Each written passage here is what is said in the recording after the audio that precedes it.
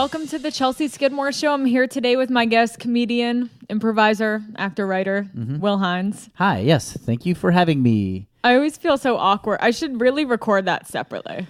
The title, the introduction part? Yeah. Oh, just you starting the episode? Or just like introducing people by... I've noticed that because I've done a couple podcasts and I've heard other ones where they do that separately. It's like, today on the show, I've got this person. Like they do it after, clearly. We had a good talk about whatever. And I'm always like, that's smart, but I'm too lazy. I always just get into it. I know. And then I'm just like, it's just like one extra thing to... Yeah, it's a... Okay, I'll learn. Yeah. Maybe this is the last time. Maybe, yeah. Who knows? Maybe this is a whole new chapter for you. Thanks for coming out in the rain. Do you see my mug? Sorry. I love it. Don't talk to me until I've had and then a list of medications. Yes. Love it. Do you take any medication?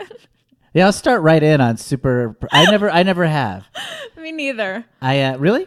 No, I don't have depression. I always thought. You seem like the type, just because like you've done a lot of like self-care and had neuroses and like bad periods of your life and good periods, that you definitely would have gone through that, but you haven't. I've tried it. I've always wanted a diagnosis, but I never could get one. I've been in therapy, since I was like 15. 15 years. I've done therapy 3 or 4 times, and I did ask. That's it? Like for 8 years total. Oh, okay. 3 or 4 different therapists for long stretches since I was 23. And then I'll take like years off. How old am I? I'm 40. I almost said 39. I'm 48. And so somewhere between 23 and now, I've done like stretches of it. But I similarly would ask, one time when I was particularly down, I asked my therapist, do you think I should take medication? She was like, nah.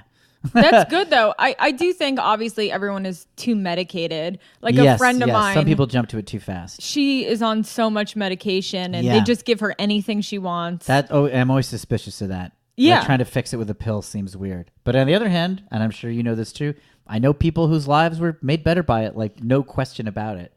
They got better when they got on medication. So I don't know. Yeah, I guess like if your body genuinely isn't making serotonin, you have to take something. So SSRIs don't work with my body, I guess. Oh, really? They don't. I've tried it a couple of times and they make me extremely sick. I haven't been able to get past one day, and they're like you just can't take. You had an immediate reaction to it. Extremely sick. Wow. Yeah. Maybe that's good. I mean, maybe that means like your body's producing everything it needs, or it's like rejecting it as unnecessary. When my therapist said like you don't need it, I was almost insulted. I was like, what am I not complicated enough? Am I not like dark and depressed enough that I can do antidepressants? Like I'm fucked up. Yeah. But so I've never done it. Yeah. I would have done it. I would have been a little skeptical, like, oh, what a bummer. I have to try this stuff, but I would have done it. Did you? So you went a couple of times over the course of... when I was 23, I went. Then I went again when I was like 31. Then again when I was 40. Then recently, yeah. Did you find yourself talking about the same things kind of over and over again? Like, this was never really... No, it changed. It changed. Yeah. I mean, I guess relationships and intimacy is always a big one, but in different forms. Like when I was 23, I had different worries than when I was 45 or whatever. Yeah. So how has it changed? Well, just like because I would have more experience and more like I was a real late bloomer dating wise. So like sex and like real love was a mystery to me when I was 23. I'd had sex, but not that often, and it was like uncomfortable for me. Like to like let go or be in it. And I never felt that I had been in love really. I'd been like kind of infatuated with people, but when I would hear people talk about love, I'd be like, I don't think I've been through that. So, and even though 23 sounds young when you're older than it, at the time I felt so old to have not experienced that stuff. Just so many people my age seemed to have had so much experience that way. So at that time, my therapy would be like, what am I missing out on? What am I doing wrong here? Like, what's broken with me that I'm not? But then when I was like, by the time I was 31, I was over that. I'd had some relationships that were like really intense and stuff, and so it's different. So I've had different issues. Why do your issues change? Because if you've gone for like your whole adult life, basically. I can't remember the stuff when I was younger, really, but I just recently switched therapists. Oh yeah, was that hard? It was so weird. Was it like breaking up when you broke up with your old therapist? It was really awkward. Yeah. Because I had been seeing this woman for 4 years. It's a long time. And I had referred so many of my friends to her. Sure. And what shouldn't have happened is that my husband and I both started going to her separately. Okay. And then you guys felt, because you're both sharing stuff. But you're not supposed to do that. And right. kind of let it happen. She no, you both knew it, obviously. She doesn't play by like the moral ethics of that therapists are supposed to. And then I kind of stopped going to her for a little bit, and he started going to her a lot. And he's had this thing where a lot of women therapists like really like him. Yeah. Okay. What do you mean, like romantically? I don't know. He says that they get very charmed by him. I think so. Yeah, I think so. And has he had like multiple therapists like hit on him? Is that what you're saying? The last therapist he saw did this, and he stopped seeing her because she was like telling him not to see me anymore. Oh my God. And he was like, I think she likes me, and I'd be so excited. I'd be so cool. flattered. I've never, not even close if I had that happen. Oh my God. I went to a male therapist, and I remember it was super expensive, and I was trying to like flirt with him, and he was just like disgusted by me. Oh really? Yeah. I guess that's probably good though, right? Like he should, maybe disgusted is too far, but. Oh, I actually just remembered I also just went to another I was therapist shopping. Okay. I went to one twice and I was done with him. Okay. Because he did this really weird thing where he's like pretty solution based, which is fine, but sometimes you mean like practical minded or something, or like let's fix this. Yeah, but sometimes you kind of just want to talk and it can feel a little abrasive. Yes. Especially like I do think that women are better therapists. I've almost always had women. I had a man for a couple months who was good. Yeah, not to be sexist, but I think in general, I feel like the energy. I've always felt better with a female therapist. Yeah, yeah, yeah. I could see it. The only exception is there are certain like just gender experiences where when I had a guy, it was only for 3. There are certain things that you feel you can talk about man to man a little bit more easily, especially issues of like insecurity about sex and stuff like that. Like that's a little bit easier to say it's more easy for me to believe that he gets it. It's uncomfortable probably to say that to like a woman. Yeah. Or I just be like, you don't know what I'm talking about. Yeah. That's maybe unfair, but like I have that feeling sometimes, but in general, I think you're right. Like there's more empathy, more listening from a female therapist. Yeah. Yeah. So he would be like... I also like female physicians better. Oh, really? I think they're better problem solvers. Huh. They get in there more. Yeah, they can multitask because people go in with a number of symptoms and they don't get overwhelmed. I just feel like I don't know, I just think they're smarter at medicine. Wow. Yeah. Better, I never thought about it. Yeah. I think I don't know, maybe that's just the people that I've drawn randomly. Yeah. I stopped going to so I'm interested that you shopped for therapists because I always I stopped doing therapy because I'll feel like there's diminishing returns. I'll go to a therapist, it's awesome for like a year. I'm like, this is great. Then they'll just be like, I'll get less and less out of it. I've heard the same things. I'm talking about the same stuff over and over again. So I'll just stop because I'll feel bad about switching to a new one. I'll feel like I'm betraying my old therapist. But if I stop for 4 or 5 years and then start again, I don't feel bad. Plus, I just take a break. I feel really annoying in therapy. I get that. You feel annoying? I get that I'm paying them, but I just didn't grow up talking about my feelings to people. So you worry that you're like bothering them? I just feel like... It almost feels like petty, do you know? Or like I'm embarrassed by my... Yes. I'm like, I'm sorry to put you through this. Yes. Yeah. I talk with the most... not always. Sometimes it's heavy shit or whatever. But like a lot of times it'll be the most petty thing. Yeah. Especially now that I'm trying to be an actor or writer, which, I've done since I was like 38 or something. Those concerns seem so stupid when I'm talking about insecurities about like career stuff. But that's all it is in LA. I know. Anyone in a therapist office, I'm sure it's just talking about the industry and rejection But I do feel super petty when I'm talking about that stuff. I'm like, how come so-and-so's gets this? IMDb page says this? And like, I have an IMDb page. How come mine doesn't say this? And it's like, I'll hear my voice and I'm like, the fuck am I talking about? Just like, how come it doesn't look better? Like, how come someone didn't write a fun fact for you? How come my credits, trivia? How come my credits aren't better? Oh, you know what's so what's so funny about you saying that is you keep popping up on my TV. Is that right? Do you hear that from people? I do hear that. I hear that from people who know me. Like I feel like I Yes, for people who know me, they'll be like, my God, I've seen you like 5 or 6 times. It's so odd. Okay. And this is, so you just popped up again for like a third time in a short amount of time. And I was like, I want to get you on and tell. So I love this. This is going to make my week. Well, I thought it was the perfect time to bring it up. Yeah. So You're making me feel great.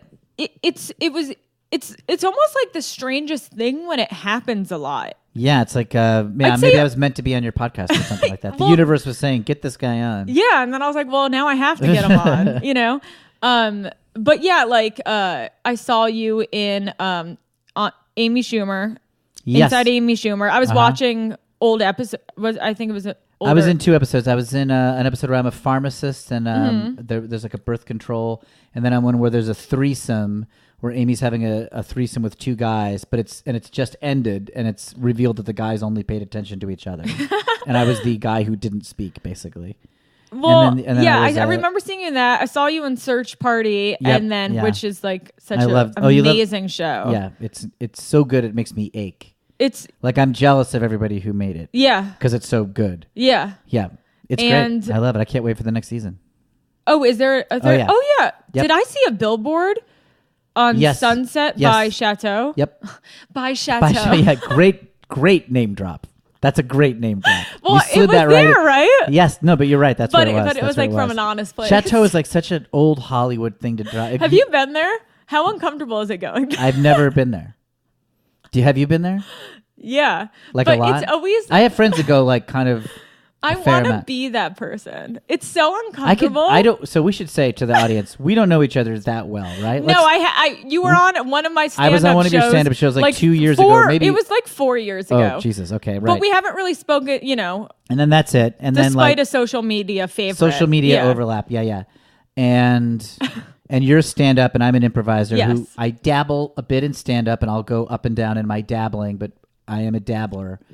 But we're both on social media a fair amount. Yeah. Doing like comedy stuff and like I just wanted to get that out there so that I'm gonna say I pictured you as somebody who'd be going to Chateau all the fucking time. Really? Yes. That's who I used to be. Okay, did you used to be that kind of person? All right. That was in New York. Just kind of glamorous. Just sort of like glamorous and also like kind of psyched to be glamorous, like psyched to be like, yeah, that's right, I'm at Chateau. Like, yeah, I'm doing it right. You're not wrong. Okay. That's who I was from like 16 to basically like 27, I'd say. I want to get into improv or stand-up at some point. Yeah, we can do it right now.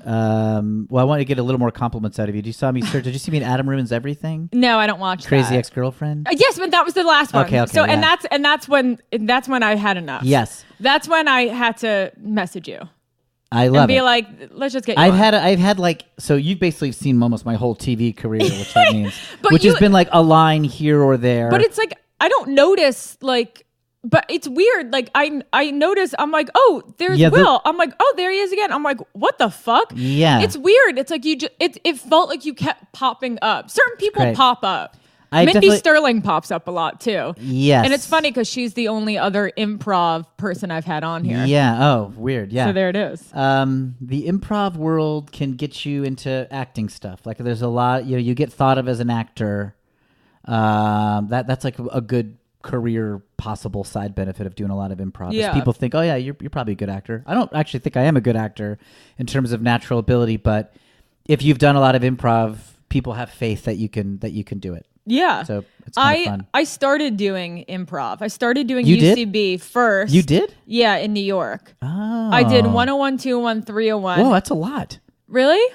Yeah, 3 classes? At the 3, and I would have continued, and I shouldn't have let this happen to me, but I was like 23 or 24 or something at the time. And at our 301 show, I was in a scene with someone, and I just got confused about, like, it was some stupid, like, Batman Robin scene, and I didn't really know about superheroes. Yes. It was fine. Like, we ended up having a fun time, but, like, he scolded me after and yelled at me. The teacher? No. The guy I was in a scene with, and it made me feel so bad that I was like, I'm just going to do stand-up.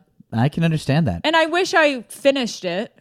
But I don't know. I mean, like, 3 is a lot. Like, you basically learned everything there is. I forgot everything. This was in 2011. Do you remember who your teachers were? Yeah, I do. Oh, Gavin Spieler. oh yeah, very good friend of mine. Gavin and I were on an Really? improv team together for years. Wow. Yep, I know Chelsea Gavin. Clark. Oh yeah, Chelsea's the best. Is she your 2-1 I really teacher? liked her. I think. She must have been. She's yeah. And Chelsea's it was in so funny. yeah. Really nice. Chelsea's had Chelsea's mom was a fashion model. Oh really? Wasn't So was my mom. Yes, that's what I was. Whoa. And There she is. oh yeah. Kind of like a Scarface thing. I remember after I did your stand-up show, then I Yeah. followed you on social media, and then there was like pictures of your mom, and I was like, Jesus Christ, Chelsea's mom was like a for real like fashion like Yeah. She almost looked familiar. Like I might have like Wow. seen pictures of her Yeah. or something. But yeah, Chelsea's mom was, and Chelsea grew up in New York City, like child of kind of like glamorous parents. Oh wow. And then yeah, had I really like, liked her. and then kind of like found her own way, and sort of a more like comedy sort of stuff. Yeah. Yeah, and then the third guy, I forget what his name was, but I had a crush on him, and I was kind of weird with him. Was it Ben? Yes. Yeah. Yeah. I had. Fuck. Well, I knew his name was Ben. Not to diminish this. Every is he girl kind had of a crushed. Twilight vibe? Yes. Very much. What the fuck? Yeah. So I used to be in charge. Okay, did you see how excited I was? That I just love it, yeah. shows how much I like had a crush on him. Oh at yeah. the time. Well, I don't mean to diminish your feelings, but every girl that had him in class had a crush on him. Really? Yes. He's a very good friend of mine, and he was on That that is same so team as me and funny. Gavin. I had lunch with him yesterday. That's so funny. He's great. He's really nice. He's really funny. Really smart. He's troubled in kind of a cool way that I like. He looks like a sexy vampire.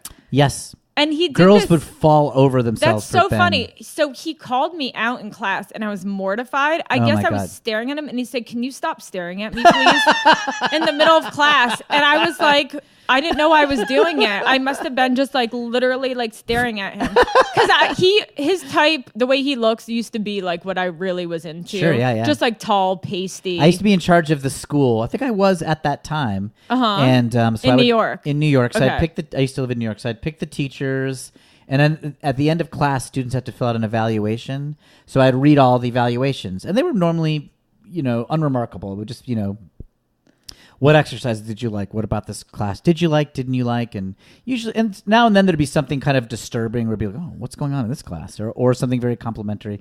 But Ben's classes, every single one, at least one student would write down, I am in love with him. Oh my God. Yeah. What is he up to? He's around. That's so funny. Yeah. Yeah. He's actor and writer. He wrote for Workaholics for a while. Oh, He's cool. like That's he's so acted funny. on What's his stuff last name? Rogers. Oh. I like. You have a different memory of that, or? I just really didn't remember his name, and it was so weird because I remember the other two. I think girls don't realize that other girls are feeling the same way about him as they do. Because I've had other girls be like, you know what, I had a crush on him, and I'll be like, yeah, that's not a surprise. Oh my God, that's so funny. Yeah, that's how the minute you started saying I had a crush, he came to mind immediately. Oh my God, that's so funny. Because I was Yeah. like, I think his name was Ben, but I never remembered it. Sure. In my 101 class, Michael Torpy was in it. Who's like, I know Torpy. Yeah, I did a commercial with Torpy. yeah, I'm he's talking about like we're good friends. That's not everywhere. true. He is everywhere. Yeah, that guy gets booked constantly. Yeah, he's the- got a great look. Like he's just got a very good like leading man look. Yeah. and he's good comedic timing. Yeah, he's the only one out of anyone I took classes with who I feel like you still see around Yeah. or whatever. Why do you think it is that stand-ups and improvisers don't like each other? First of all, do you think that's true? Or that maybe saying they don't like each other, that's not really true. I think the individuals do like each other as people when they get to know each other. But stand-ups hate improv, I think. Is that right?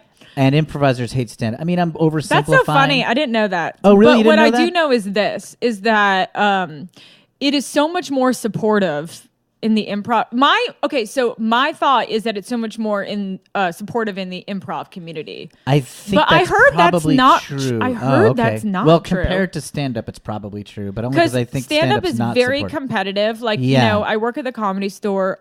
Everyone just comes up how to me. how have you done it there? Like, I feel like that's a tough place to establish yourself. It is. And you've done it, right? To a degree. I still work there as an Sure. employee. Yeah, But everyone who works there is a comedian. You've made you have some foothold there, though. Yeah, I do. I'm in the perform development there. program. I perform there like pretty much like up to 5 times a week usually. I mean, that's a ton. Yeah. You're part of the community there. I perform there like, at least 3 times a week pretty much. Yeah. And I understand that you want to be Which is careful. like a good amount to be there. Yeah, and I understand you don't want to overstate where you're at and stuff like that, blah, blah, blah. But to me, you're a performer there. Thank you. Yeah. That's hard I think to it's do. hard to see what, on the outside, like people see that, and on the inside, I'm like, well, I'm still waiting to get past. I understand. So that. it's like, I understand that. I know there's like levels that I'm not going to be aware of as someone. But yes, I'm in there. I would. Yeah, say. you're in the mix there. Yeah, somewhat, in the right? mix. Yeah. I mean, that's got to be hard to do. Yeah, it is. Yeah, I really wanted, it's so funny. I really wanted to work there. I was doing the artist way and I was like, I have to work there. Okay. And I was like getting a massage and I had this like premonition that I had to be there. And I just like drove straight there and left the massage. And I was like, wow. And I was like, I have to work here. Oh my like, God, you had a religious calling. Yes, or something. and I was like, I have to work here. I have to work here. And they're like, we're not hiring. Uh-huh. And I just stayed on them, and I sent them like a meme of me with like a headshot, like I'll take your money, and and I eventually got it. But yeah, I love working there. The thing that sucks is that the late nights. I've been there for 4 years. Okay, right. I'd like to be just writing on a show, acting. Yes. Of course. Just you want the coming next in and level. out and performing, of course. I understand that. I'm doing everything I can to get there. So, in the meantime, I'm performing, I'm working, I'm making money. It's all good. Yeah. Yeah. I just read The Secret. Mm-hmm. Ever read it? I didn't read it. I watched the documentary. So weird. It's so weird. But you know what? I'm into it. Tell me. A friend of mine gave it to me, and it came out like in 2006. Like, it's so weird to be talking about this like almost 15 years after it was like relevant. But a friend of mine gave it to me. He's like, you should read this. And I was like, The Secret, isn't this that like power of positive thinking, but to like an insanely stupid degree? He's like, yeah, you should read it. And the book takes like half an hour to read because it's mostly quotes telling you how good it is. But by the end of it, I was like, you know what? Even though I think it's insane and this book is crazy and they're making promises that are nuts, like they say things like if you're overweight, it's not because you ate too much, it's because your thoughts were fat. Do they? It's crazy. Yes. Yeah. And if you get sick, it's because you had sick thoughts. I mean, there's things that could really make you very angry. But it's energy. It's about energy. But by the end of it, I was like, I don't believe the extreme things it's saying. But I was like, you know what? I don't think positively enough. And it did convince me of that. And so I'm like, I really do believe if you envision. Yes. Like it's a foregone conclusion in your head. You'll be writing on a show or whatever it is that you're picturing. It'll happen. Totally. I do believe in all of that. I'm a newly converted advocate of that line of thinking. Not to the insane degree where I'm like, if you get sick, it's because your thoughts are weird. I don't believe that. But I do think it has a huge effect on the way you like carry yourself and like the unconscious messages you're putting out to other people. And I think it works. So yeah, I actually aren't they? Mine is I want to sell a show. Yeah, I also would love to staff on a show. I've never really had any significant writing success, and I would love to have that. But I'm like, nope. You know what? If I'm going to think big, I want to sell a show. Yeah. Obviously, I would love to be staffed on a show. That'd be a huge thrill. But I could imagine being staffed in a show I didn't like. I could imagine being staffed in a show where the hours were so crazy and like nobody even watched the show that I'm writing for. Mm-hmm. I would probably still enjoy those positions. But I'm just going to think big. I'm just going to think that I'm selling one. Yeah. That's my like vision for myself. Have you made a vision board? No, but I might do it. I'm not above it. It's fun. You know what? I have an app on my phone that's like a vision board app, and I made one, and I stare at it every day for 5 minutes. Oh, really? I started switching around the way that I kind of look at life and treat life. For the whole month of January, it's just been so far. Kind of started off as like a New Year thing. Yeah. It's working what way? very Trying well. to be like happier or something? Trying to be positive. Positive, Trying to be positive and not negative. Everybody. Well, comedians especially, like it's very hard. You're sort of trained to be critical and to try to notice the flaws or the weird things, but then you don't want to apply that to your own life. It's like unhealthy to. Mm-hmm. So you have to kind of remember to switch that off. Everyone at the Comedy Store talks shit.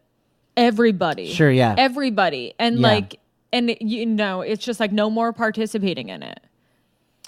No more. I think that's good. Comparing and despairing. If you've I bet you've noticed this then, because I've done them both. I've talked shit, and I'm sure I'll do it again. Makes me feel bad now. Yep, it makes me feel bad. But I'm just I don't want to act like I've done it. Yeah. But I've also been like, it makes me feel bad. I got to stop. And during times when I am good about it and I'm not doing it, I'll notice there's other people not doing it. Mm-hmm. Like they're just kind of quiet. Yes. They don't take part. 4 people in a green room, 2 of them are talking shit to each other, and then one person's just kind of nodding and quiet. They're not taking part. And I'm like, oh, that person's doing it also. It's attractive. They're not talking shit. Yeah. And it's like a conscious decision they've made. Like I'll only notice it when I'm also doing it, but I'm like, man, that's a good habit. Yeah. I'm going to try to, I think that's a good one. It's a really good look. By the way, they're making the secret movie. Are they? Did you hear that? I thought I heard that. I can't imagine what that is. It's got to be insane. I mean, the book is insane, and I also love it. Yeah. Wait. So do improvisers hate stand up? No, I think less so. I think they're more. Some do. Improvisers make fun of stand up. What do they think in their about improv shows. That it's like a bunch of negative narcissists who are hacks. I mean, when stand-ups makes fun of, this is true of anything. When stand-ups make fun of improvisers, they're making fun of bad improv accurately. And when improvisers make fun of stand-ups, they're making fun of bad stand-ups accurately. Mm-hmm. Hack, sexist, mean jokes. Mm-hmm. That's not representative of anybody good. But actually sounds right. Okay, well.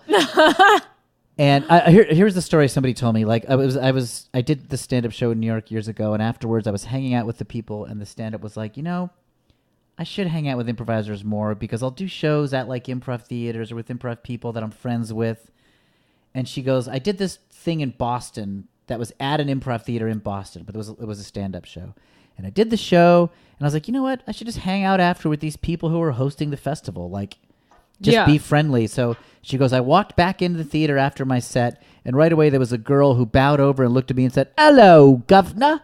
And she's like, fuck it, I'm not staying. This person's too stupid. I can't hang out with these people. And I was like, that is kind of an accurate description of the kind of dumb theater kid, goofy energy of an improv troupe, like stupid accents. Yeah. You know what I mean? Oh, hello, how are you? And like weird, That's fun. I know. But I could see, if you're in the wrong mood for it, that's annoying. And so I sometimes I will look at my own improv community with those eyes on. I'll try to put on the eyes of a cynical stand-up comedian and look at improv, and I'll be like, oh yeah, it does look stupid. It does look, I can see it. Like it looks crazy. And but those insane. are like people who are too cool for school. Yeah. Yes. And it goes the way improvisers guarded. Improvisers who make fun of stand-up basically don't watch stand-up. They're making fun of the way Jerry Seinfeld made fun of stand-ups in the 90s or something. Like, it's just outdated tropes. But it's pretty frequent in improv shows where you are, like, asked to be a stand-up in the context of whatever scene you're doing. It kind of happens a lot. Oh, really? Yeah, because, like, improvisers are all comedy nerds. Mm-hmm. So I've just improvised a lot of scenes that are stand-up comedy shows where you're pretending to be a stand-up. Yeah. I don't know. I think improv is a very insular world that does not look outward that much. Like it just looks within itself at its peers. So I think that stand-ups notice improvisers more than the other way around. I mean, I don't think either group pays that much attention. Yeah. Yeah, I do stuff at UCB, and UCB is I don't know necessarily why. It's either big enough or successful enough that it gets called out more than other improv theaters. Yeah. And kind of aggressively and harshly. Like I've just had a number of conversations with friends who tell me, nice people who are just like, oh, I hate UCB. And sometimes and then we'll get into why. And I'll just be like, why are you even paying attention? Like, but I guess it's because it's bigger, it's successful enough. It's just something I've had to deal with. If I dabble in stand-up and I'm in the waiting to do the show, I was going to say green room, but if you're like waiting to do the show on the side of the bar and I don't know the stand-ups and they find out that I'm from UCB, they'll just shit on it for a while and then we'll do the show. And I'm like, oh, they hate it. Yeah. And then you just shrug your shoulders and don't worry about it. They don't have to like it. It's okay. But it's you haven't thought of this divide that much. No, because I started doing improv first. I did UCB. I did Groundlings. Oh, how was Groundlings? I like Groundlings. Yeah. Great people. But then I truly had always wanted to do stand-up, and everything else was just getting over the fear. Procrastinating, yeah. Yeah, so I just had to, focus on that. But anytime I've like went back to do like a pop-in class, I'm like, everyone's clapping and supporting each other. Yeah. And I'm like, I fucking like that. They're just People don't do that in stand-up. They're just completely different worlds. Yeah. Improv they don't support each other. Improv descends from acting classes and pretentious theater programs at the University of Chicago and theater kids, black turtlenecks, weird touchy-feely Meisner stuff. I'm in Meisner right now. Oh, yeah? Do you like it? Yeah, I do like it. I think Meisner Acting is the way to go. Really? Yep. Where did you did it? No, I did. I read the Meisner book, and I did like classes that were like unofficial, amateurish, Meisner inspired things. Like teachers would do repetition exercises and like blank dialogue and stuff that happens in Meisner stuff, but it wasn't like an officially sanctioned Meisner thing. Yeah. But those classes, the ones that were these like those are the ones that made me good. Mm-hmm. I took a couple of those, and then I started getting on stage at UCB. Oh, okay. So I was a student who'd never done performing. I was a computer programmer. I did a couple of these Meisner things, and all of a sudden I was crushing it on stage, relatively speaking. You were a computer programmer? Yes. Did you used to hack? I did. Okay. But not successfully. Like nothing cool. So I was obsessed with hacking in middle school. And I know that sounds young. I saw Hackers in 1997. Okay, right. I was obsessed. I Really? still am really into hacking with to this day. With the idea of just like breaking into sites and stuff? Yeah. I'm not that much into it now, but I was a lot then. There's a place in my heart for it. Oh. Do you remember a website called happyhacker.org? I don't know that. No one remembers it. I don't remember that, no. So it's a website that used to have all these IP addresses and passwords, and I used to go on Telnet. Holy shit. Remember Telnet? Well, I know Telnet. And Telnet exists. Yeah. You did. That's a very tech forward thing for a middle schooler. It was, yeah. And I would, And I remember one time I broke into a Mexican high school. Holy shit. System, and I was on this website that like showed me all these commands, and I was just like throwing things out. Oh my God. I don't remember what I did, and then and then I was like, "Fuck, I better get out." I don't want caught. the FBI to come. Right. Yeah. I'm in seventh grade or something. Right. That's incredible. Yeah, and I remember there was like that whole like black box, blue box thing. Do you know what I'm talking about from Radio Shack? Yes, and it's something that I remember. Yeah, you could buy like a kit basically that would like let you hack into shit. Yeah, right. So that was. Man, you were like really into. I was a more boring Progy. Yeah, Is that what they were called? I've never heard that Progies, term. But you mean right? programmers? No.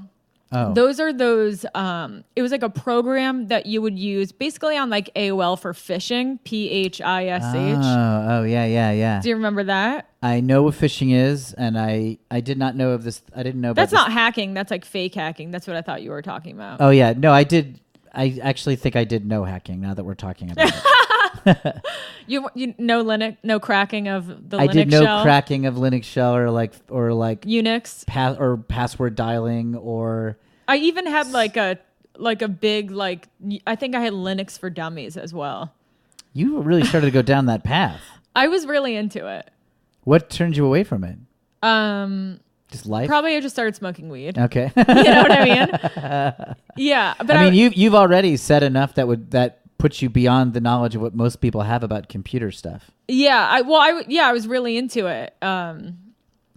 Yeah, like Macintosh computers, like MacBooks and MacBook Air, when they in like the late 90s when iMacs came out first, like the turquoise blue whatever, when Steve Jobs first came back to Apple and they released the iMac, that included with it like Telnet and like just some basic computer utilities that sort of put real programming utilities in the hands of the masses. Mm-hmm. In other words, like before the iMac, right? If it was like 1995 and you Gateway bought like 2000. a PC, if you bought a Gateway 2000, you wouldn't have that stuff easily available. But like, no, they did have Telnet. It was just when you went to start, it was right up. It was built in. I actually think that Macs didn't have it, to be honest. Oh, maybe they hit it more. They didn't. I was think thinking they had better versions. Oh, you could be right, but I understood that PCs, which wasn't a Mac, because it's like a separate operating system. It's Windows or something else. They didn't have it, to be honest. I'm listening to what you're saying, and I'm going to say no. They have it. Like Macs had Linux built into it. That's what I'm saying. But not Telnet. Yeah, they had Telnet. Okay. Oh, you're right. They called it Terminal. They just had a different name for it. Sys. Yeah, you It's cis. just like, I don't know. You could type in cis and that would Yeah. call up a thing. Yeah.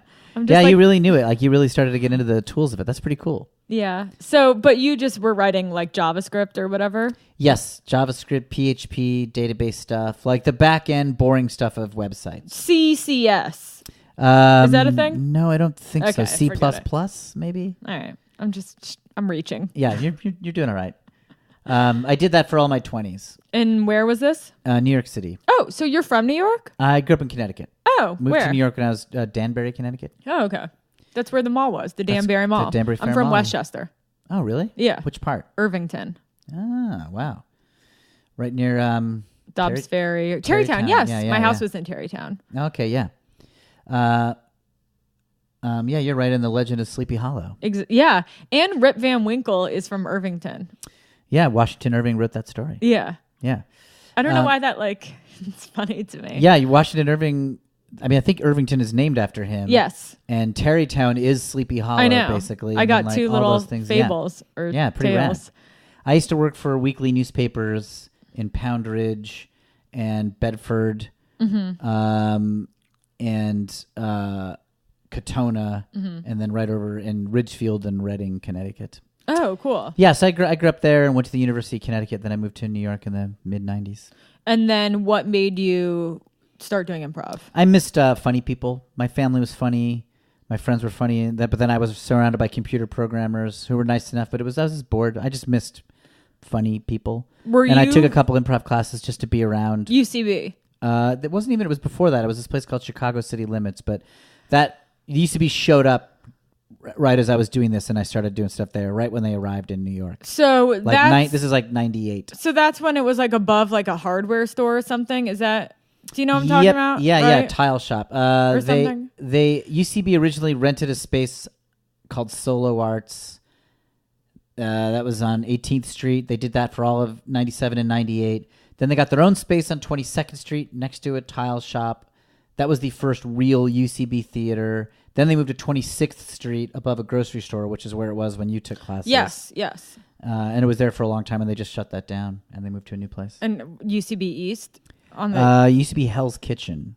Oh. They added a second stage, UCB East Village, but that's closing in 2 weeks. Oh. And the Chelsea space, which is above the grocery store, where it was when you took classes, that moved to Hell's Kitchen. UCB is going through a weird transition phase. Interesting. But I got in right at the beginning. Yeah. And I did improv. I actually did stand-up too. I would go to open mics. I would write down jokes on a piece of paper and just read them. This is like 97, 98 in New York.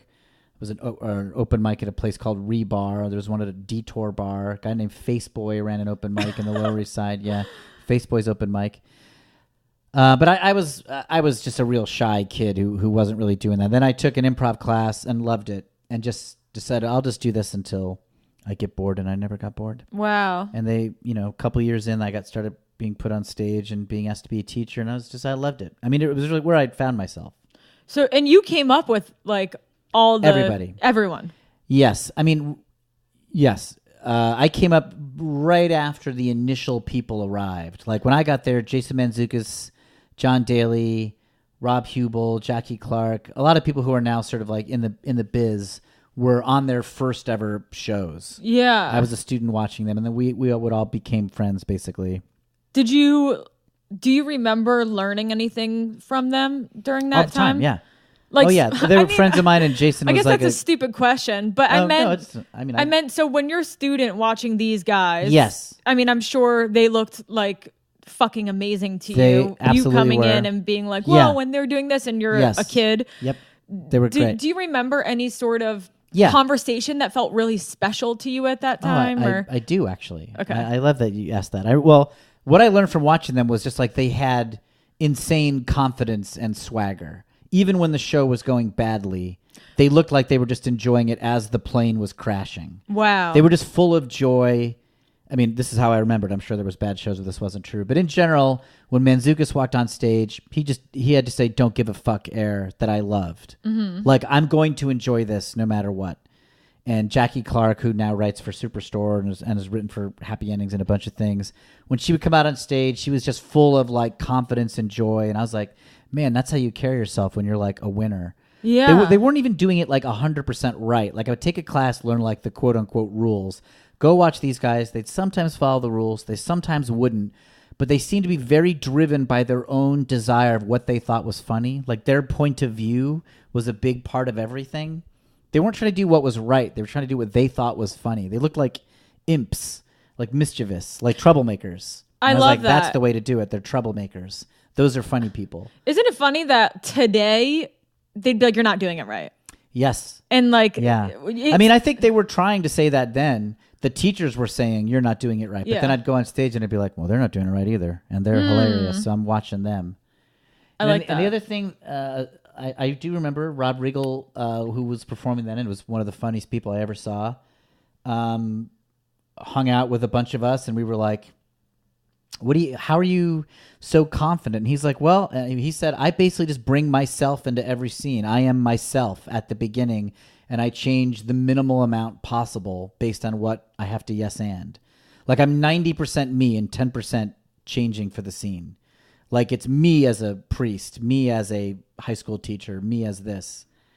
And yeah, he used the phrase, I bring myself into every scene. So that I was like, okay, yeah, bring yourself, be yourself. So I started being myself more. So that's one of the things that I told you I liked reading when I looked up that little blurb about your book. That's so being, I guess, along with that is kind of being natural in a way. Yeah, be natural. And being yourself. Don't look like you're acting. So that's like a huge thing I've been thinking about recently. Oh, really? Yeah. Yeah. Like I was going over lines for an audition and it was, the character was like kind of evil and I found myself doing this kind of, and I was like, people don't fucking talk like that. I was like, why am I putting that voice on? Yeah, just why be you. Yeah. And I'm like, I need to like stop acting. Yeah, and it's true. People don't watch people who are acting. They watch people who are real people. You watch Bill Murray because he's always Bill Murray. Yeah. You don't watch him get lost in the role. And I had this whole thing where I'm like, fuck. Like so it's like constantly working against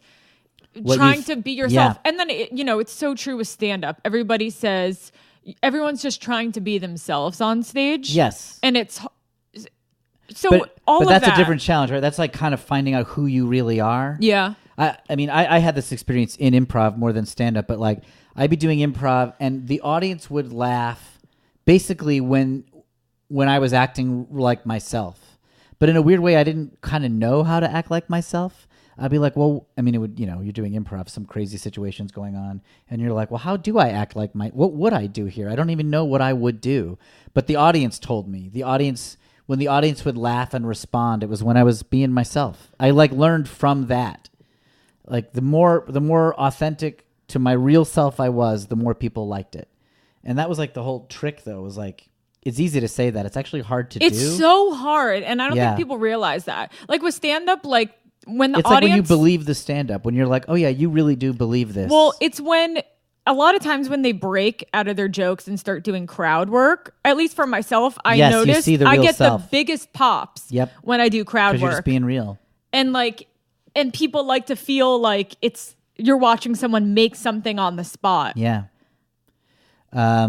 So with acting and performance in general, what do you think it takes to what's your advice for people to try to start being themselves, which sounds stupid, but it does. Yeah. It's a good question. We're acting naturally, Yeah, I guess it's always I would say the question you have to ask yourself is like, what would I really say to this? Not what do I think I should say? What would I really say? This is in improv, this works more. It's like, because you're told to yes and, but it's like, what if you wouldn't yes and? What if you would do something else? Then do the something else. And see how that does. What would you really say? Because like, I'll see improv scenes where somebody's like, "Dad, I broke the TV," and the other person would be like, "Oh, you jerk, son! I told you not to do that." But I'm like, and they'll stop. Be like, "Would you really be mad?" They'll be like, "Yeah." I'd be like, "This mad?" Maybe you'd be more just curious, like, "Well, what'd you do? What's wrong? Is it just a setting? You're mad so early. You look fake." Like a real dad would probably just be like, what'd you do, son? And okay, if he shattered the screen with his arm because he was, maybe you get mad, but you don't even know yet. You're not listening with your real ears. So what would you say is a question. What would you really say? And then also start to pay attention in your real life, crazy shit you do. and put up with, and then you can use that in your comedy scenes? Like crazy people, like you know, do you like a homeless person walks by you and says something to you? What do you say back? Like you're a little on guard. Are you completely freaked out? Maybe not. It depends kind of how they're carrying themselves. And if they're not looking threatening, maybe you're a little annoyed. Maybe you don't want to deal with this person. Like hold on to that feeling because like that's how you behave in a weird situation. I don't know. What is that gets in between all of that with people? Shoulds, man. It's being watched. Uh-huh. It's when you're being watched. It's like I'm performing now. Yeah, it's like I have to do this. You're judging yourself, basically. Yeah. Like if awareness, self-awareness. Speaking of Meisner has a good lesson for this. It's in his book, and I love this. Because you're in a Meisner class, you're saying? Putting right? it on the other person. No, I was thinking there's this exercise he does where he tells his class. The Meisner book is just Meisner taught a class, somebody watched it and described it, and that's the book. And so one of the lessons is like Meisner goes to his class, all right, everybody, I want you to count the ceiling tiles. Look up at the ceiling and count how many ceiling tiles there are. And everyone starts to do it. And he goes, stop, before they've had a chance to finish. And he goes, you know what you all look like? You look like people counting ceiling tiles. But if I said to you, act like you're counting ceiling tiles, imagine what you would have done. Like it would have looked so fake and you would have been like pointing with your fingers and like, but it's like, just do it. What do you look like when you really just do something? Like just be engaged. And if I think about like people, if you're like alone walking around the kitchen, making yourself coffee or something, I don't know, do you talk out loud to yourself? Do you stare off into space a little bit? Do you fidget? But then if I put a camera there and I was like, all right, just do some stuff in the kitchen, would you be able to look like you naturally do? It's because you're being watched. You're like, oh, what am I supposed to do when I'm in the kitchen? I know. How do you let go of that? Practice. Yeah. I think it's practice. It's like being Zen or something. I think it's once you realize that's a problem, I don't think it's too hard to adjust. Yeah. I'm glad I finally, I don't know, it's almost like since a you're realization. Stand-up, I think like you must already be rewarded for times that you're being honest. Like don't you know when you're watching stand-ups and you see they're being fake, like when they're pretending to be angry about something they're not really angry about, or they're trying to be shocking in a way that they don't really do, versus somebody who is speaking their mind and it is like a controversial opinion, but they really do believe it. You feel it. You're like, oh yeah, you're being honest, and you appreciate it, and you're not mad at the people even if you disagree with them if they're just being honest. Yeah, if they really believe it. So you must do that to yourself too, right? Because you talk about a lot of personal stuff and a lot of shocking things. Yeah, you're no bullshitter. You don't pump the story up or down. You're just like, this is what happened. Yeah, right. So I feel like you already know that lesson. Yeah. I think it's definitely true in auditions, though. The more yourself you can act, the better. I'm more thinking about it in terms of acting for me. I definitely, when I do auditions, and I'm not like the most successful actor ever, but to whatever degree of success I've had, when I get the sides and I go in, first take, I am aggressively myself. I mean, I disregard the breakdown. And I show them how I would act in the situation. And sometimes they really like it, and they'll be like, great. So it's just straight from you. Yep. Just like, I mean, I do the lines. I respect the facts of the scene. Yeah. And then sometimes the casting director like blinks and they're like, no, you're supposed to be, and they describe the breakdown. I'm like, okay, I'll try it now. And I'll try it now. I'll be thinking in my head, like, you're not going to cast me. Like I had to do a part once where I was a fast talking, confident Vince Vaughn type dude selling something. And like, it's not my style. Like I'm a deadpan sort of sad looking low energy dude. Like I'm not a Vince Vaughn guy. Like I can't do it. I mean, I could pretend to do it and you'd be like, oh, I see how you're pretending to do it. But like, it doesn't fit right on me. It's a suit that doesn't fit me.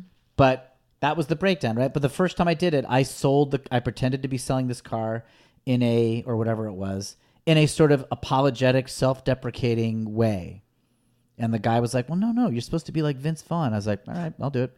Then I did my shitty Vince Vaughn. Never heard from the guy. Yeah. Because it's like, well, I can't go. I'm not your man, you know? Yeah. Like that line I had on Crazy Ex-Girlfriend, I had one line, and it's just, I think it's something like, I left my wife for a prostitute, is what my character says. Yes. And he's just this sad ad executive who's been writing all this very depressed copy for butter. Yeah. I'm just going to do that like me, like a sad, defeated, middle-aged guy who's been caught. Yeah. And he's racked with guilt. Like, I can hit that shit, no problem. That is my wheelhouse. Yeah. And I don't have to do any acting.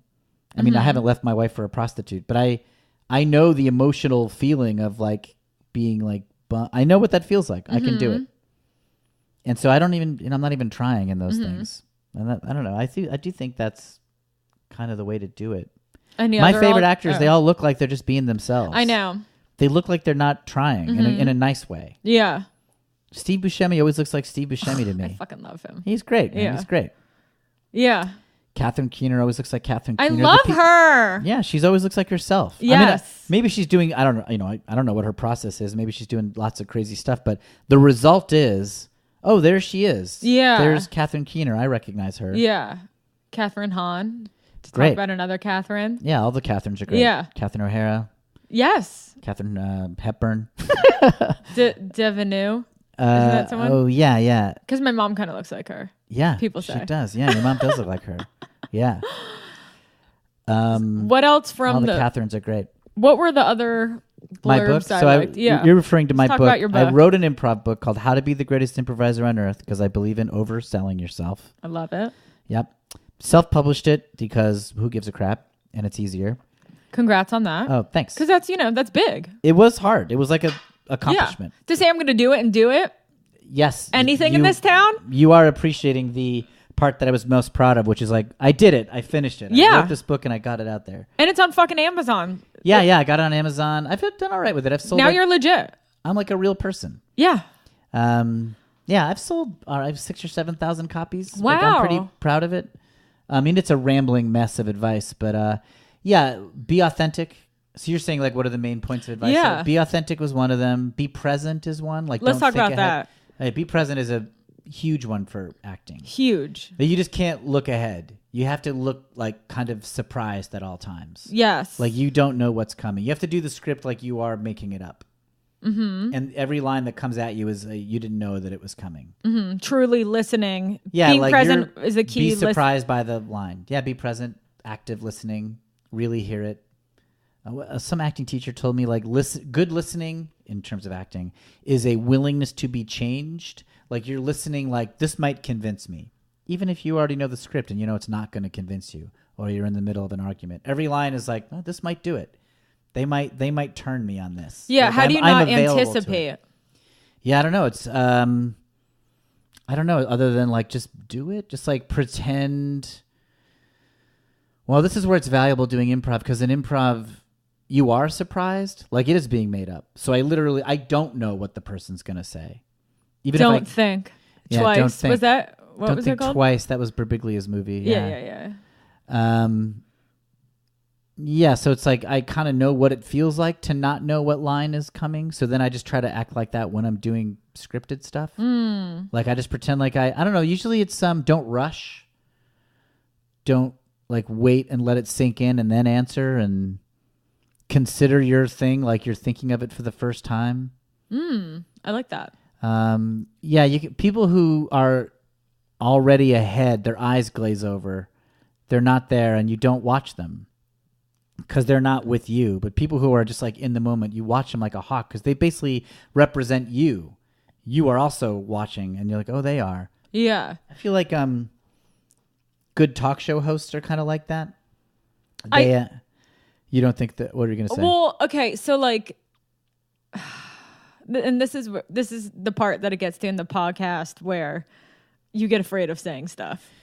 Well, I'll consider say your this. words carefully. Are you worried about your career? Yeah. I think it is not a bad thing to worry about. I'll say this. Certain talk show hosts, like, like their thing is like they're always laughing and like everything is like hysterical. I think I know who you mean. But yeah, that right. And there's times when that looks fake and you don't like it. It's not real. But yes, and contrast that with somebody, even that person, where there's moments where you do believe they were really caught off guard or they were really shocked by something. It's a delight. It's a delight when it's real. Mm-hmm. They're really just in the moment and they're saying what they think. Yeah. Yeah. Be present. Like if you're not an actor and you're like, how do I be a good actor? Be present is the main piece of advice. Is don't think ahead. Something I've struggled with is unplugging that part of your brain, unplugging the plug from your brain and like into like your emotions and feelings, sort of, with the not getting rid of the self-awareness. Do you know what I mean? Yeah. Yeah. Not thinking and being cerebral and staying up here, which is probably really hard for a lot of people at UCB to do. Yes. I mean, it's hard for anybody to do, and the way UCB teaches improv does teach you to sort of keep your brain on, which then ironically interferes with your acting ability. Yeah, it's tough. Yeah. But you're isolating like the main challenge. Like you can't have your brain interfering with your reactions. I mean, I think dumb people are better at acting to start. Like I don't know. Like a hungover person is probably a better actor than a super sharp person just out of the gate. All totally. things equal. Because they don't care. Because they don't have time. They don't have any mental space to like think ahead or process anything other than what was just said to them. Yeah. I always hear everyone saying, get to the point where you just don't care and then it's all good. Yes, that's true. Like, You're not even, you're just riding, Yeah. just riding the wave there. Yeah, it does feel good. I've heard, I mean, I don't drink anymore, but I used to drink a lot, and not advocating drinking, but I have heard like improvise like you're drunk, in terms of like drunk people, they do overreact to the last thing said in a funny way. If you ever talk loud, drunk people always match the volume of whoever's talking to them. If you yell at a drunk person, they yell back. And then if you immediately start whispering, they also start whispering. That's and they so don't even know they're funny. doing it. If you go, hey, Harry, they'll, what? Do you see that guy over there? And the drunk person will be like, where? Like they just unconsciously match your volume. But that's good improv.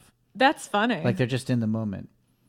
And they forget what they said 4 lines ago. They only remember like the last 2 things. They're good actors. Yeah. Yeah, be present. That's a good one. What else did I say? Oh, be changeable. Don't get stuck. Be like water. Like that's an acting one. Mm-hmm. Like be willing to switch it up. You think it's going to go this way and it doesn't. Okay, go this way. That's a hard one for people to do. Yeah.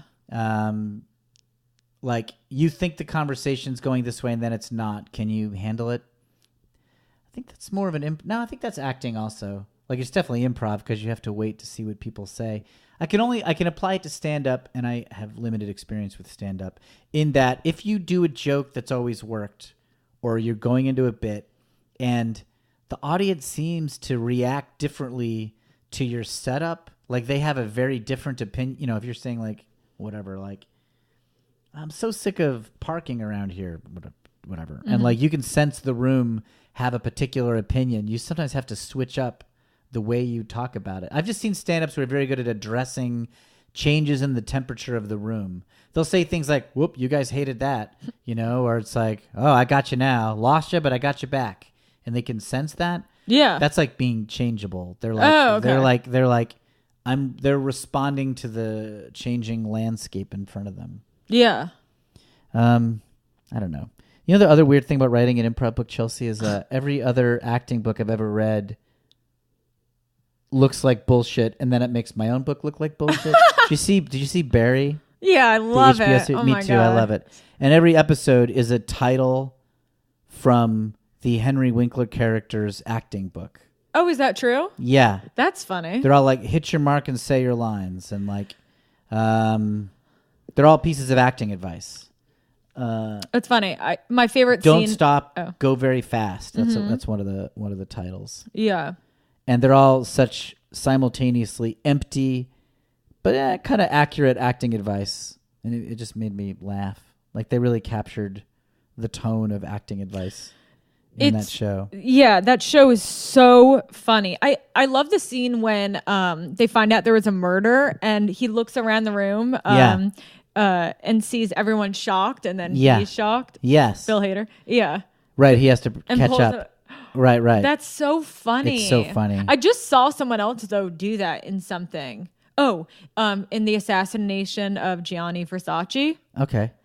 The main guy just did that in another scene. And I was like, oh, that's interesting. Really? Yeah, I wonder if... might be the kind of thing, a liar trying to pose as not a liar. That must come up a lot. Yeah.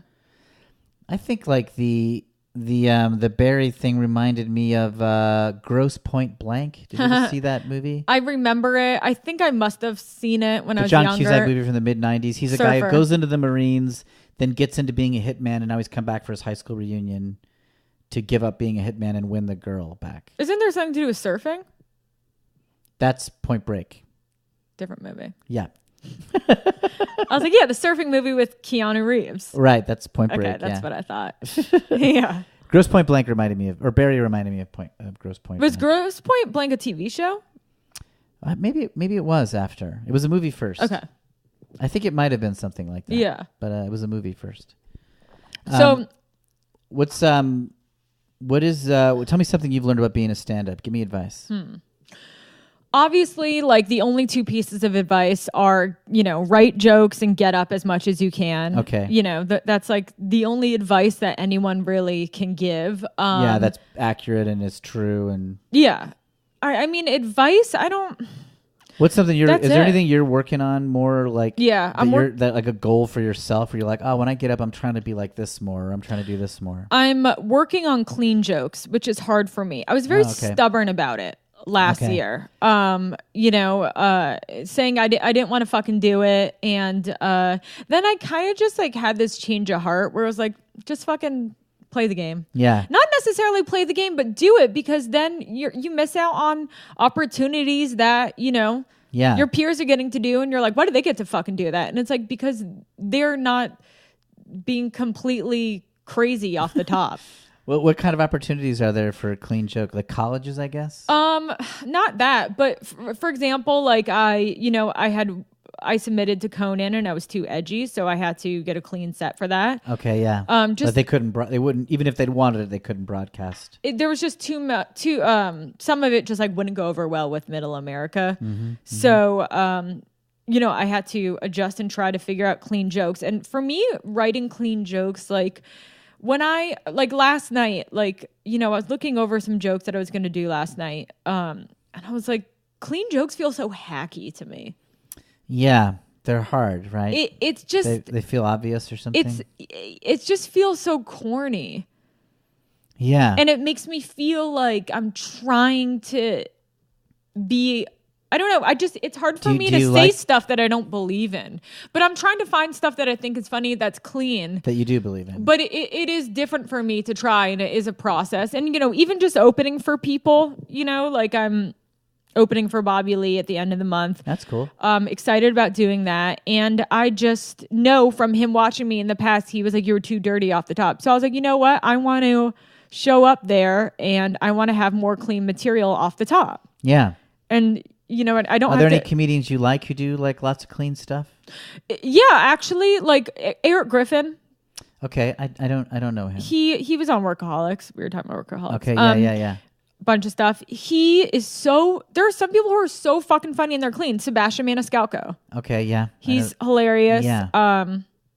Neil Brennan is an incredible writer. I like Fahim Anwar a lot, but he's more edgier now. It does look like a magic trick when somebody tells like a joke and it's good and it gets you good. Yeah. Yeah. Natasha Leggero.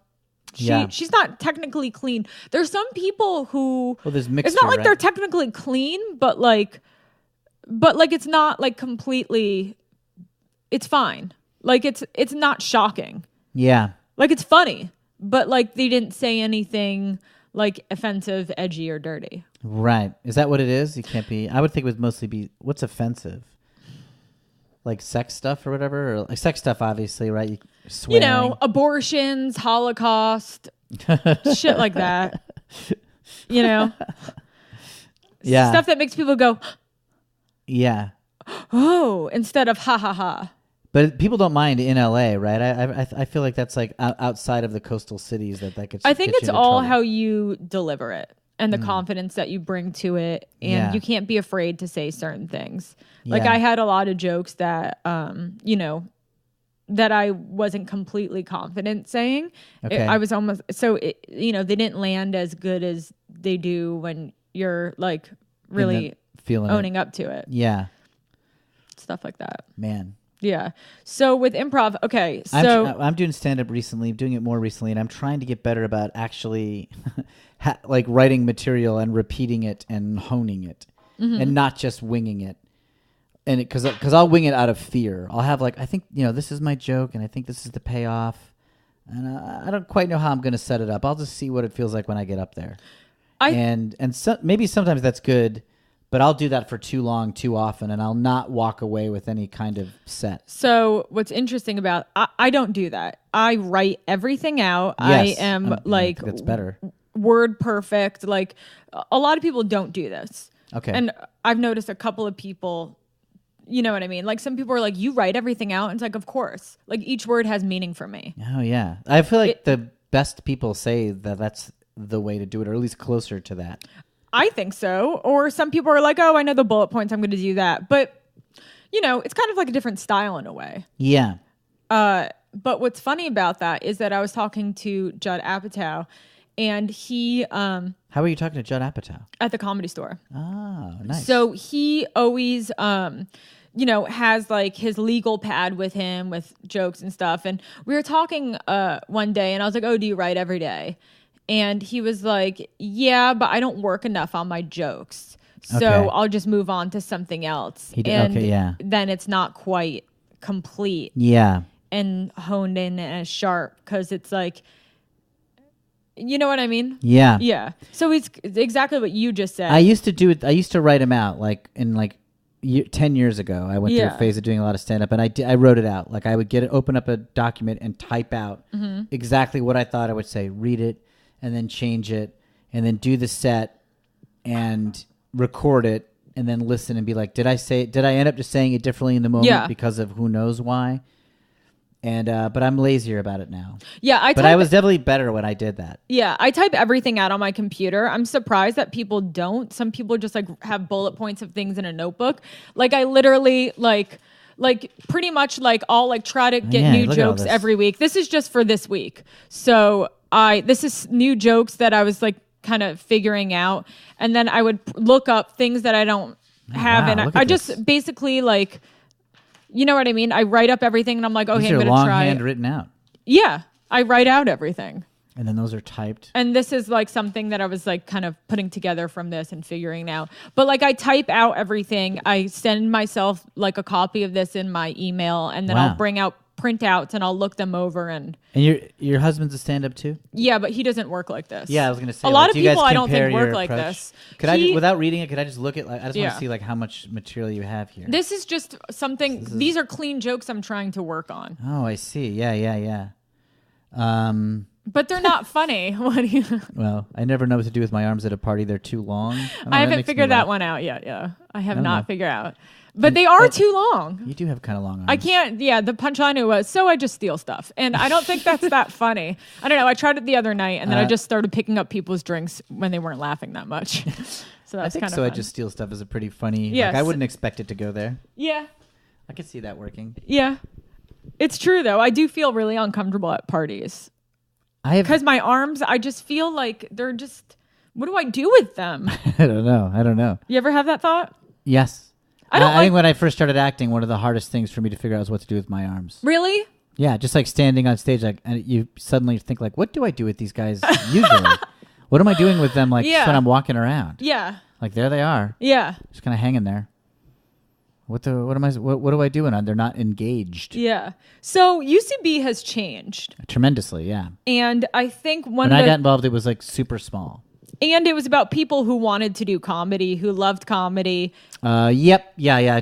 It was hard to find, so that kind of had a filter. Now, and correct me if I'm wrong. Yeah. It's some of that, but mostly a lot of actors. Yeah, it's like who want to take a fast track, who want it on their resume for commercials. There's a lot of that for sure. Yeah.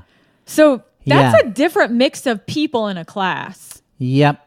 Yeah, that definitely changed. That once successful people came out of UCB, it changed who was coming in. It's like, so that's a huge thing with stand-up. We call them hackers. Oh. It's a lot of people who come in who don't actually, they're not funny, right, but they want to do stand-up because stand-ups it might lead to something. Get a fast track into, Yeah.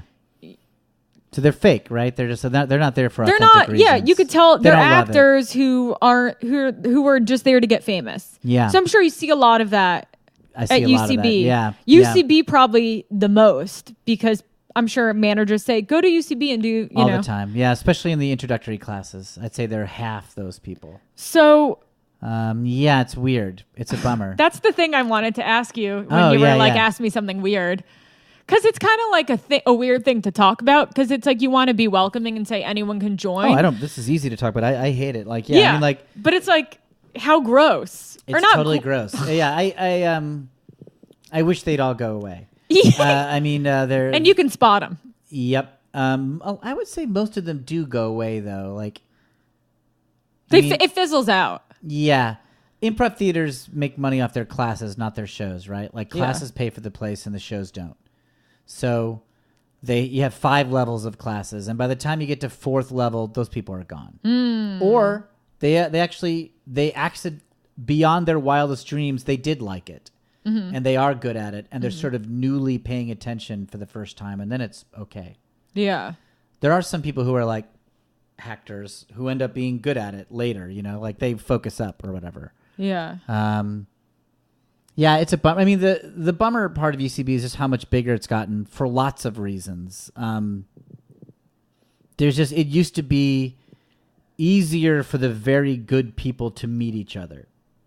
That's the main difference. Because it was a smaller community? Because it was smaller. So, like, if there were 3 good people in your class and then 4 good people, or even just promising / interesting, maybe they weren't even good yet, but just like, oh, I like that person. They're like an interesting...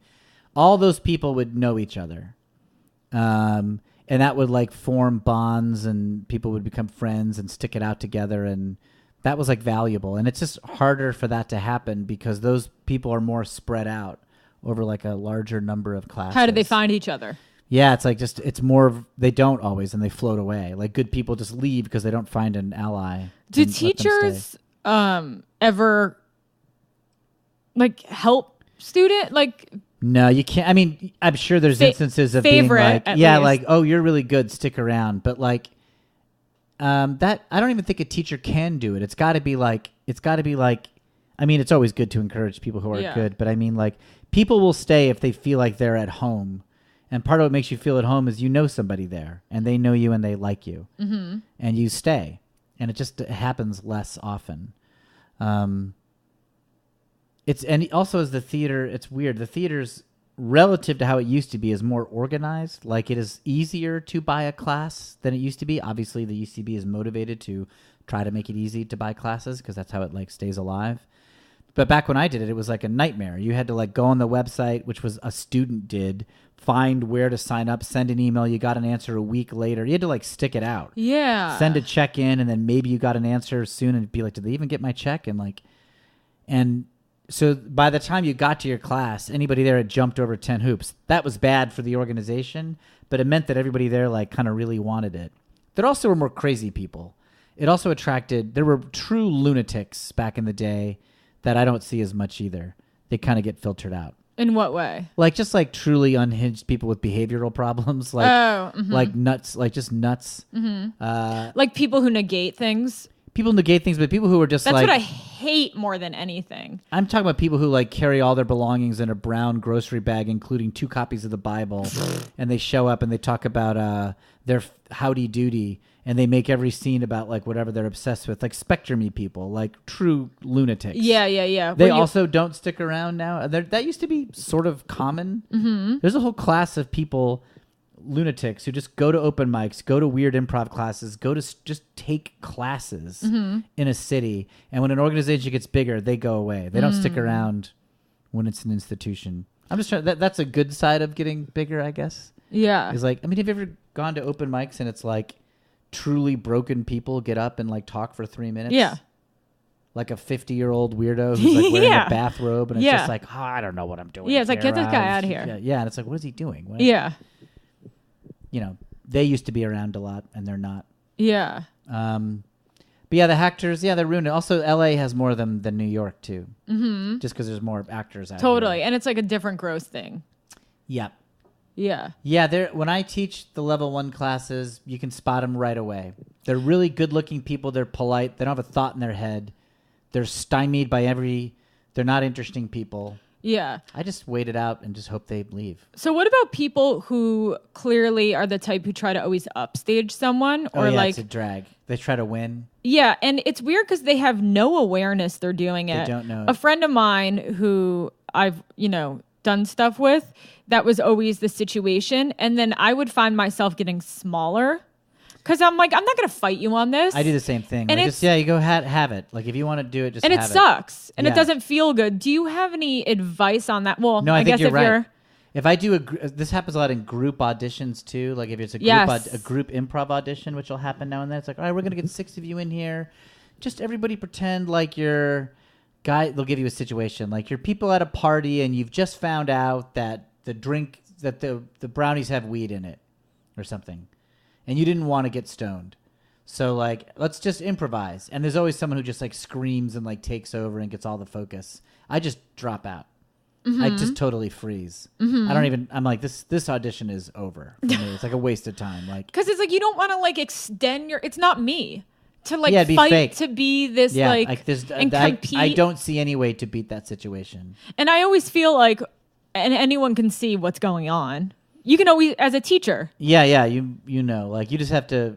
If you're in the position where you're stuck with someone who's one up, and you have to have faith that anybody who knows what they're doing knows that you are the smart person and this other person is a lunatic. Yeah. As a teacher, do you find yourself having to call people out and be like, hey, you're doing that thing again? Yes, but it's very delicate, and I'm selective about when and where I do it because they don't know. They're never going to get better. So I can't point it out to them the way I can't. I find myself not able to just be like, you're always upstaging people, because they'll be like, no, I'm not. What are you talking about? They don't see it that way. Yeah. So I have to find another way to say it. And it'll be like, all right, well, they really had established this thing and they were going to keep talking. And then you interrupted. So you're not listening. They'll be like, oh yeah, you're doing a bad job of listening. They'll like respond to that. Mm-hmm. Or it'll be like, you're not committing to the reality. Mm-hmm. You're a patient at a doctor's office. A patient wouldn't be this alpha. Yeah. I find that people are never insulted when you tell them to commit more or to listen more, but they are insulted if you say you're upstaging everybody. They'll fight that forever. Yeah. But Or like people who have these like cerebral ideas and they won't let go of like this thing they wanted and they can't build with other people. Yeah, right. I'm just guessing improv things. That happens. People who want to make it a trivia contest or they want to make it about this book or movie they know about and nobody else gives a shit. That's like what happened with me with that guy. Yeah, I know that guy. I've seen that guy a million. Not that he Yes. individually did it with, but I know that type of person. His name was Ben. No. Trivia contest, trivia nerds are the worst. Mm-hmm. Yeah, you gotta. I will kind of shut them down. I'll be like, you're leaving everybody out. I'll shame them a little bit. Yeah. I'll be like, you're just making it. You're just being a know-it-all, and the audience is gonna turn on you. It's kind of funny. Like you kind of see who people were when they were kids and how well they played with others. Oh, yeah, doing these exercises. Yes, you definitely see. Yeah, I agree with that. And you see people have this pressure to be funny and to be smart, and it's very scary. And so, what do people act like when they're in that situation? Some people become very aggressive and dominant and overtalk and try to win. Some people totally shrink and shut down. But some people do really become emotionally open, and they you can see like, oh, you're going to be good at this. Really? Yeah. Some people, in response to bad behavior as an actor, they get like more open emotionally. Huh. They respond very honestly and gently. They adapt. And you watch it, you're like, you're the one who's going to make it. You've got it. Yeah. But the bad people never notice that. They're always like, I did great. It's like, yes. no, you didn't do great. It's going back to being fluid. Yeah, the fluid people are the good actors. They're just like, they're unflappable. They just bend and wash around the rocks or whatever. Like yeah, like they're like, all right, now we're doing this. Cool. So being okay. open. Yeah. I have trouble with it. Mm-hmm. It wasn't natural for me. It's just, and I still have trouble with it. Whenever I do, sometimes I'll do an improv show that is like it'll be important to me for whatever reason. I'll be doing it with like someone that I really like and I want to impress them, or Sunday nights at UCB is a show called Ask Cat, and it's like kind of the big premiere show. So if you get asked to do Ask Cat and you're a UCB you get person, nervous? You're psyched. Yeah, I get nervous. I'm like, oh, I want to be good. And the audience is filled with people who don't watch a lot of the other shows. So you have a chance to kind of impress an audience that doesn't know you. And it's like, oh, okay, I really want to be good, you know? And like Ian Roberts will be in the group and I really like Ian and I'll be like, I want to be good in front of Ian. And I'll feel those old defenses come up where I'm trying to be smart. Yeah. And I'm being a little mean and I'm being fake and I'm trying to go faster than I'm ready for. And I have to like remind myself backstage, just be like, oh, you gotta, if you're bad, just like, do not be fake. It's okay if you're fake. It's okay if you're bad. Just don't be fake. Don't force it. If you got nothing, you got nothing. And just let it happen. And really like talk myself down. But it's hard. So when you're saying you got nothing, that means you on the back wall being like, do I really have an idea or am I jumping out here just to jump out? Am I talking just because I haven't been in it and I want to be in it? That's like a bad reason. It's interesting when you watch an improv show and you notice there's usually like one or two people who are always going out. And then there's always someone, and I hate to say it, I see a lot of the time it's a girl who just hangs back and never really, and then... And it's so, and you can, as an audience, I can't stop staring at her. Yeah. And then and then she's kind of unsure. Yeah. Broad City in season 1, they did a great portrayal of an improv show. Alana goes on a date, or she's dating a guy and finds out he's in an improv group and she's fucking bummed. She's like, but then she's like, well, I should give it a shot. I should go see him. Maybe he's good, you know? Mm-hmm.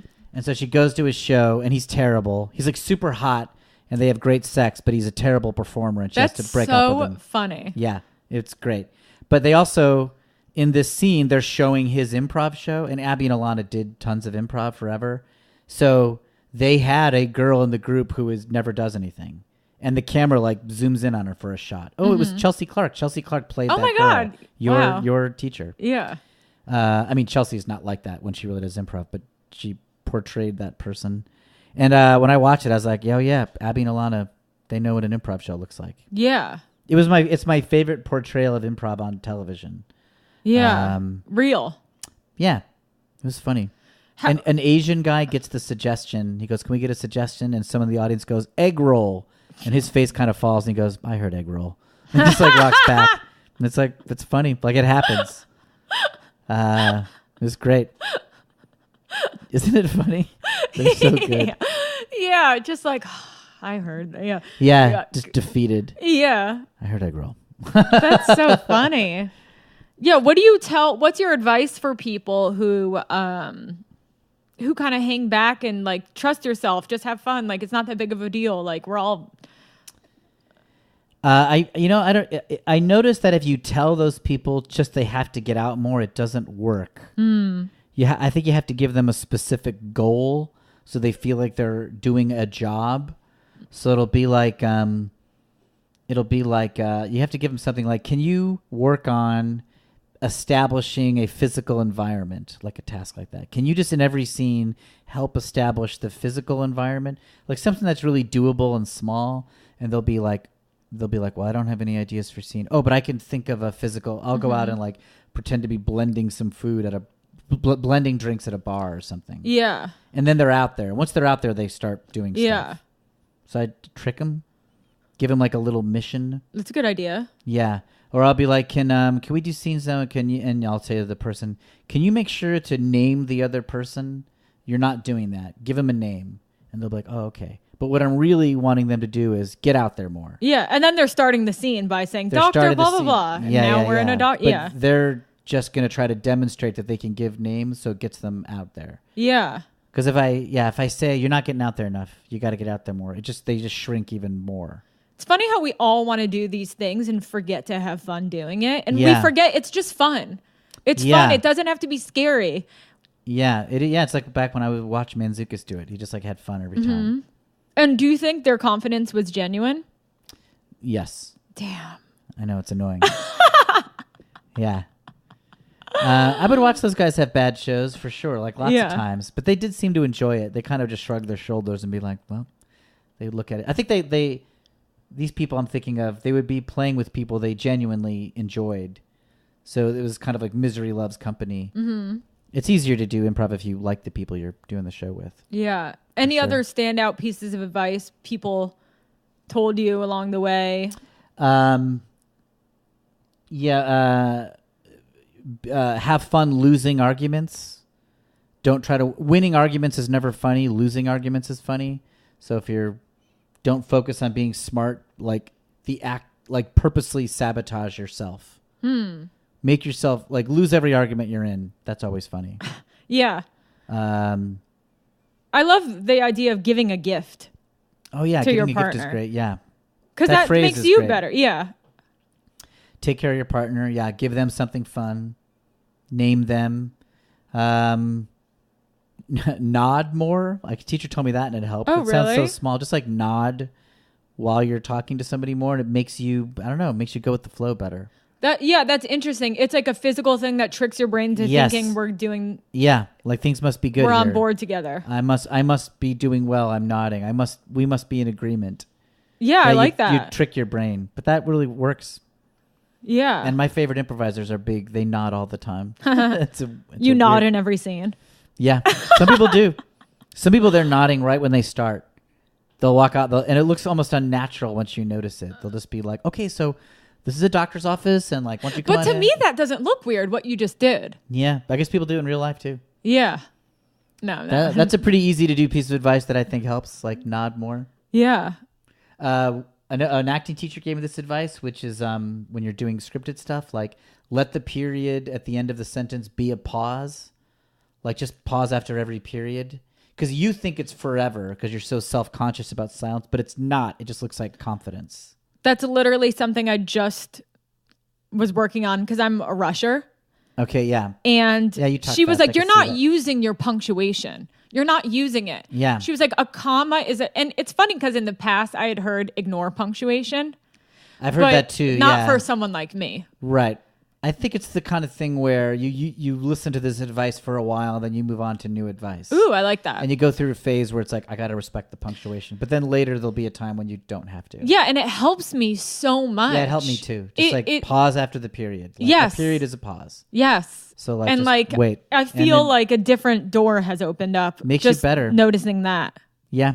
Yeah. It definitely made me sound more natural, and it gave the illusion that I was considering the next line and that I was feeling things. Mm-hmm. It made me look a bit more introspective than I was, I think. As a and it makes performer. everything less flat.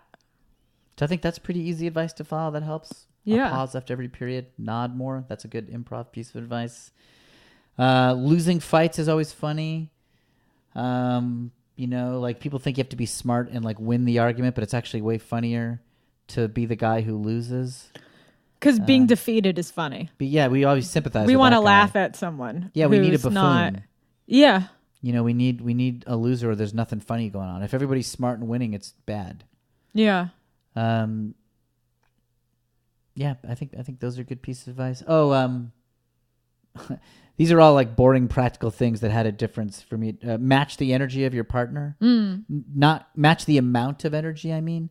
If somebody comes out and they're like a big energy person, they come out, hey, whatever, blah, blah, blah, blah, blah.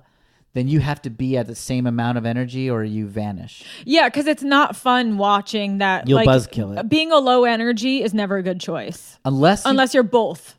Unless you're both. Or unless you can weirdly do low energy with as much energy as... you can be a big low energy, which...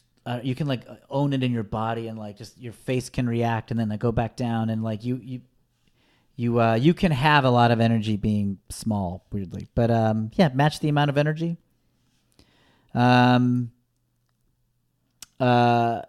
Repeat the last half of the sentence the other person said. If they're panicking and you're like, this person's going nuts, repeat back to them what they said and it calms them down. Huh. Yeah.